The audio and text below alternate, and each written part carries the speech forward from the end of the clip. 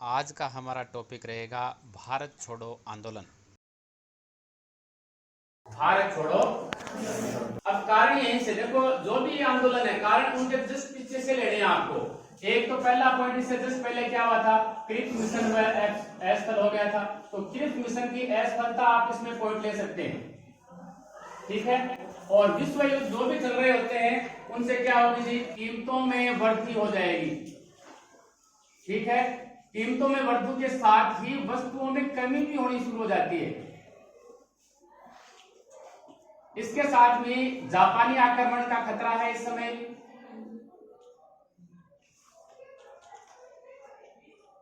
तो इस प्रकार के जो पॉइंट है किसके लिए है, भारत छोड़ो आंदोलन के। तो जस्ट पीछे वाले आप जो भी है वो ले सकते हैं कि क्रिप्स मिशन है, कीमतों में वृद्धि है, वस्तुएं जो भी है, इसके कारण भारत छोड़ो आंदोलन। और भारत के इतिहास में राष्ट्रीय आंदोलन के रूप में ये कैसा आंदोलन था, अंतिम आंदोलन था। और ये कैसा था, नेतृत्व विहीन आंदोलन था, यानी किसी ने इसका नेतृत्व नहीं किया। क्यों नहीं किया वो देखते हैं। 14 जुलाई 1942 की बात कर रहे हैं हम 1942 में हैं। 14 जुलाई 1942, ठीक है। यानी जो साबरमती आश्रम है उसको छोड़ते हुए कसम खाई थी किसने, प्रतिज्ञा ली थी किसने, महात्मा गांधी ने, कि मैं जब तक स्वराज नहीं मिल जाएगा मैं साबरमती आश्रम में पैर नहीं रखूंगा। तो वहां से वो कहां चले गए, वर्धा चले गए। तो वर्धा में कांग्रेस कार्यकारिणी जो है, कांग्रेस कार्यकारिणी लेनी है अपने को, कोई अधिवेशन नहीं हो रहा है, कांग्रेस कार्यकारिणी है वो जो भारत छोड़ो आंदोलन है उसके प्रस्ताव को स्वीकार कर लेती है। भारत छोड़ो आंदोलन का जो कार्यक्रम है उसको ये स्वीकार कर लेती है। इससे पहले कि अगर हम बात करें तो गांधी जी कहते हैं कि जो कांग्रेस है उसके अंदर भी विरोध के स्वर उठ रहे थे कि आप हैं ये आंदोलन न करें। इस प्रकार का जो आंदोलन है, अहिंसक जो भी आप कह रहे हैं वो आंदोलन न करें। इससे पहले एक छोटी सी बात और मैं बता देता हूं कि जो द्वितीय विश्व युद्ध शुरू होता है उससे पहले सुभाष चंद्र बोस कांग्रेस के अध्यक्ष रहते हैं। त्रिपुरी जो अधिवेशन हुआ था उसमें सुभाष चंद्र बोस को कांग्रेस का अध्यक्ष चुना गया था। और सुभाष चंद्र बोस कहते हैं कि द्वितीय विश्व युद्ध में ब्रिटेन पर आया हुआ संकट हमारे लिए भारत की स्वतंत्रता प्राप्त करने का अंतिम दुर्लभ अवसर है। इस प्रकार के अवसर हमेशा नहीं मिलते, लेकिन वो तो कहते हैं कि हमें इस प्रकार से भारत को आजाद कराना चाहिए। लेकिन इसके एवज में जवाहरलाल नेहरू और महात्मा गांधी वो क्या कहते हैं कि ब्रिटेन की बर्बादी की कीमत पर हमें स्वतंत्रता नहीं चाहिए, ये तो अहिंसक रास्ता नहीं होगा, ठीक है ना। कौन कहते हैं, महात्मा गांधी, जवाहरलाल नेहरू। अब देखो ये एक प्रकार से यहां पर विरोध के स्वर उठाने वाले कौन हैं, JL नेहरू, जवाहरलाल नेहरू और मौलाना आजाद। ये कहते हैं कि हम इस प्रकार का आंदोलन नहीं चाहते। तब महात्मा गांधी कहते हैं कि मैं भारत की बालू से भी, अगर मेरा ये स्वतंत्रता संघर्ष का आंदोलन का आपने स्वीकार नहीं किया तो मैं भारत की बालू से भी कांग्रेस से बड़ा आंदोलन शुरू करूंगा, आंदोलन खड़ा कर दूंगा। कौन कहते हैं, महात्मा गांधी। तो इस प्रकार से महात्मा गांधी ने जब विरोध कर दिया तो कांग्रेस कार्यकारिणी जो है उसको मानना पड़ता है इसका कार्यक्रम। इसके 14 जुलाई को वर्धा में इसका कार्यक्रम स्वीकार कर लिया जाता है। फिर आगे की रूपरेखा के लिए हम आगे चलते हैं। 7 अगस्त 1942 को बंबई में कांग्रेस कार्यकारिणी है, इसका जो प्रस्ताव है वो पारित कर देती है कि जी ठीक है हम भारत छोड़ो आंदोलन करेंगे। और 8 अगस्त को प्रस्ताव को कुछ संशोधनों के साथ में पास कर दिया जाता है। और उसके बाद में ये शुरू होने लगता है कब, 9 अगस्त से। और जैसे ये शुरू होता है तो जो चोटी के नेता हैं उनको गिरफ्तार कर लिया जाता है। जैसे महात्मा गांधी जी गिरफ्तार हो गए, सरोजनी नायडू गिरफ्तार हो गई, JL नेहरू गिरफ्तार हो गए, गोविंद वल्लभ पंत गिरफ्तार हो गए। पट्टाभी सितारामैया,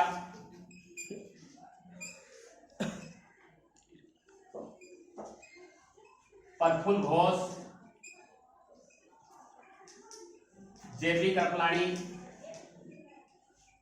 इन सभी को गिरफ्तार कर लिया। ये सभी इस समय कहां थे? बंबई में। ये सभी कहां हैं? बंबई में। और जगह पे चलेंगे हम, पहले बंबई की बात करते हैं। तो इन दोनों को तो आकाखा प्लेस में रखा गया।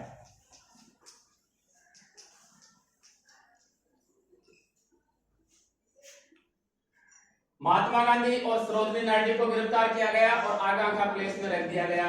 और ये जो बाकी के लोग थे इनको अहमदनगर दुर्ग में रखा गया। दो डिवाइडेशन कर दिए गए। अब कहते हैं इसके बाद में जो मुख्य नेता थे जैसे राजेंद्र प्रसाद, ये इस समय बंबई में नहीं थे, तो कहां थे? ये पटना में थे। तो पटना में इन्हें नजरबंद कर दिया। और पटना की एक यहां पर एक जगह है हजारीबाग,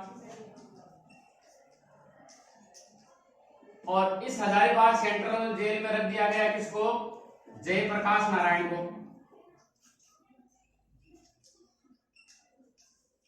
लेकिन कहते हैं ये 9 नवंबर को यहां से फरार हो गए। 1942 चल रहा है, 9 नवंबर 1942 को ये अपने 5 साथियों के साथ में यहां से फरार हो गए। और क्या बना लिया इन्होंने? आजाद दस्ता, भारत की आजादी के लिए आजाद दस्ते का ये निर्माण करते हैं। ठीक है। अब औरों की हम बात करें तो इस प्रकार से समाजवादी की हमने बात करी थी ना 1934 के अंदर समाजवादी पार्टी। तो समाजवादी पार्टी के लगभग लोग यहाँ पर आ जाते हैं, जैसे जयप्रकाश नारायण आ गए। इसके बाद में अच्युत पटवर्धन है।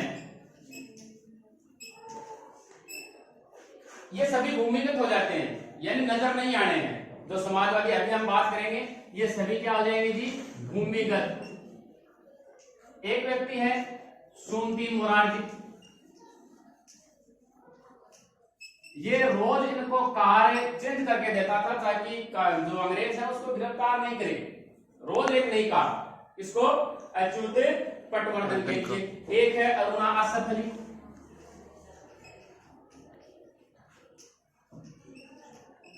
ये इस समय बंबई में सक्रिय रही भूमिगत रहकर। और इसके साथ में एक और थी राम मनोहर लोहिया, ये इस समय रेडियो चला रहे थे, यानी जो भी कांग्रेस का कार्यक्रम है वो रेडियो के माध्यम से सभी के पास पहुंचाना है। तो उसमें मुख्य रूप से भूमिगत रहकर योगदान दे रहे थे कौन है? राम मनोहर लोहिया और उसके साथ में उषा मेहता। लेकिन कांग्रेस ने नवंबर 1942 में इस रेडियो को जब्त कर लिया। रेडियो चलाना भी, रेडियो है वो मुख्य रूप से बंबई और नासिक से चलता था। बंबई और नासिक से रेडियो का प्रसारण होता था, जिसमें कांग्रेस के कार्यक्रमों के बारे में बताया जाता था कि आगे हम इस प्रकार से कार्यक्रम करेंगे। तो इस प्रकार से लोग रहते हैं। अब ये सभी अलग अलग हैं, तो अलग हैं तो इसका नेतृत्व कौन करेगा फिर? तो नेतृत्व फिर आ जाता है किसके पास में? युवाओं, किसानों, महिलाओं के पास आ जाता है। तो ये फिर ऐसे लोग क्या करेंगे? जुलूस निकालेंगे जगह जगह। जैसे कई जगह है इसमें, जैसे दिल्ली है, बंबई है, इलाहाबाद, अहमदाबाद, पटना, पूना, कानपुर, यहां ये सभी लोग क्या करते हैं?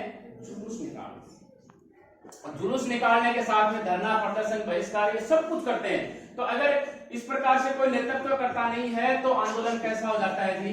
हिंसात्मक भी हो जाता है। आंदोलन क्या हो गया? हिंसात्मक हो गया। अब गांधी जी जेल में बंद है। अंग्रेज कहते हैं गांधी जी से कि आप इसकी भर्त्सना कीजिए।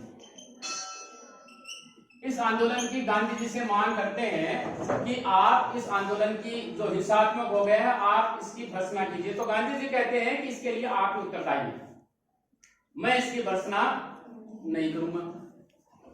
तो ये हिंसात्मक हो जाता है। और हिंसात्मक होने के बाद में ये जब ये उत्तरदायी, तो कांग्रेस के लोग हैं, अपना उत्तरदायी लेने से इनकार कर देते हैं, तो प्रदर्शनकारियों के खिलाफ गोलियां चलाई जाती हैं, बम बरसाए जाते हैं। ठीक है। और जो गिरफ्तार है पहले से उनको यातना दी जाती है। और गांव के अंदर जो विद्रोही हैं उनका भी दमन किया जाता है। कैसे किया जाता है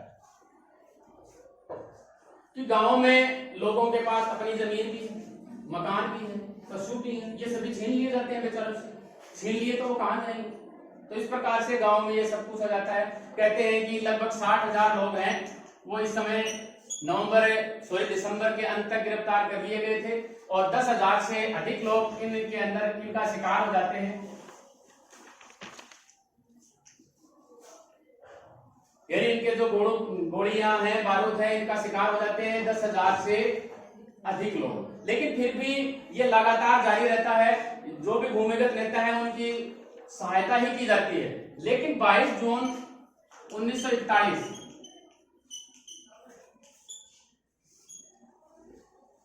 42 है, लेकिन हम 41 की बात करते हैं। द्वितीय विश्व युद्ध की यह घटना है कि इस समय पहले तो क्या है, जो साम्यवादी लोग हैं,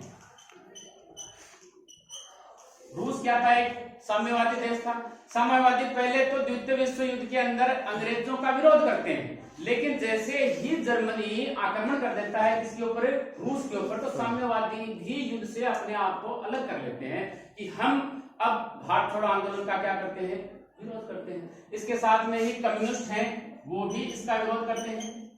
हम विरोध करने की बात कर रहे हैं, जो विरोध करते हैं। इसके अलावा जो मुस्लिम लीग है, मुस्लिम लीग के नेता हैं इस समय मुख्य रूप से बढ़ गए थे कौन, मोहम्मद अली जिन्ना।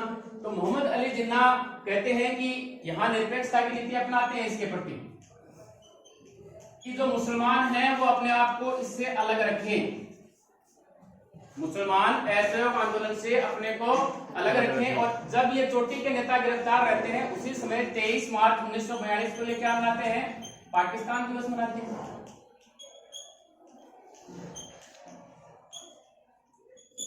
तो इस प्रकार से लोग यहाँ पर रहते हैं। और जो ये भारत छोड़ो आंदोलन है वो लोगों के नेतृत्व विहीन है, ये तो लोगों के संघर्ष और बलिदान का अनूठा उदाहरण है ये। और इसके अंदर अंग्रेजों को ये समझ में आ गया कि अगर नेतृत्वहीन है फिर भी ये इतने आराम से बढ़िया तरीके से चल रहा है तो हम भारत पर अब ज्यादा समय तक आक्रमण अधिकार नहीं कर पाएंगे। और कई लोग इनमें और भी साथ देते हैं, जैसे दरभंगा का जागीरदार है, वो भी भूमिगत लोगों को यहाँ पर सहायता प्रदान करता है। औरों की हम बात कर चुके हैं कि वायसराय की जो कार्यकारिणी है, वायसराय की जो कार्यकारिणी है जिसमें जो भारतीय सदस्य थे 2-3, वो यहां से अपना क्या देते हैं जी, इस्तीफा दे देते हैं इसके कारण। जैसे एक व्यक्ति हैं M.H. एनी, दूसरे व्यक्ति हैं N.R. सरकार, तीसरे व्यक्ति हैं H.P. मोदी। ये वायसराय की कार्यकारिणी के सदस्य थे इस समय, तो ये इससे इस्तीफा दे देते हैं। अब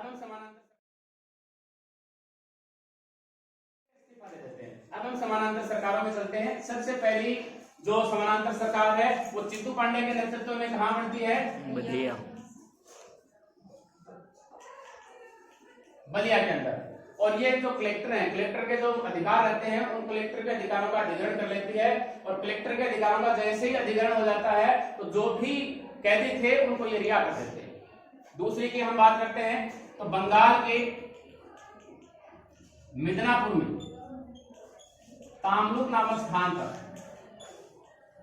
जातीय सरकार की स्थापना होती है, राष्ट्रीय सरकार है ये। और 17 दिसंबर 1942 से शुरुआत होती है और सितंबर 1944 तक ये रहती है।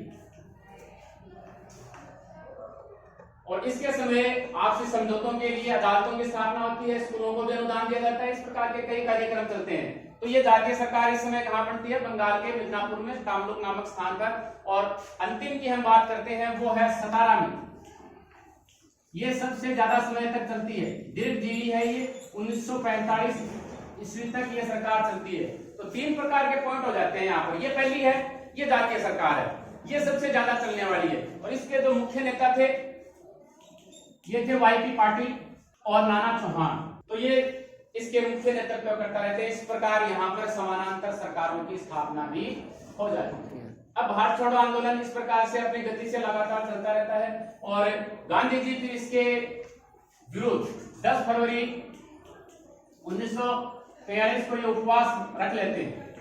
यानी जब इन्हें कहा जाता है कि आप इस प्रकार से वर्ष ना करें तो ये उपवास रख लेते हैं, और उपवास रखने के बाद में ये बीमार की स्थिति में पहुंच जाते हैं और 6 मई 1944 को इन्हें आजाद कर दिया जाता है। जब ये बाहर आते हैं तो इनको दो समस्याओं से रूबरू होना पड़ता है। एक इसकी पत्नी मर जाती है इससे पहले, और एक इसके निजी सचिव हैं, वो भी जब ये जेल में थे उस समय परलोक सिधार जाते हैं। पत्नी का नाम क्या था? ठीक है। और सचिव का नाम क्या था? महादेव देसाई, ये इसके सचिव थे। तो इस प्रकार से भारत छोड़ो आंदोलन नेतृत्वहीन अवस्था में लगभग अपने उद्देश्यों को प्राप्त करने में सफल होता है, और कालांतर में इसी के कारण भारत को आजादी मिलती है। तो ये है भारत छोड़ो। भारत छोड़ो आंदोलन का हमारा ये टॉपिक इसी के साथ समाप्त होता है।